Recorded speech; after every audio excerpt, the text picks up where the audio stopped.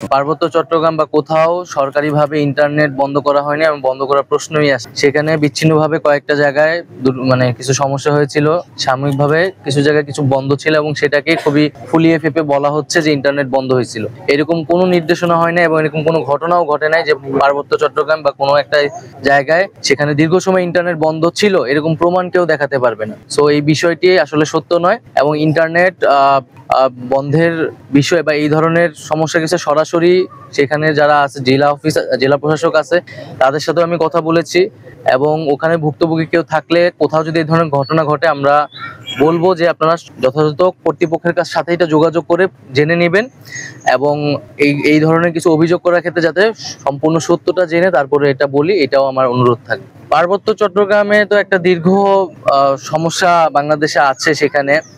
তো এই সমস্যাটি আমাদের নিজেদের অভ্যন্তরীণভাবে সেটা সমাধান করতে হবে এবং আমরা কিন্তু পার্বত্য চট্টগ্রামের যেই সমস্যাটি নিয়ে কিন্তু আমাদের আজকে কয়েকজন উপদেষ্টা সেখানে যাবেন এবং আমরা অভ্যন্তরীণভাবে সেটি সমাধানের চেষ্টা করছি।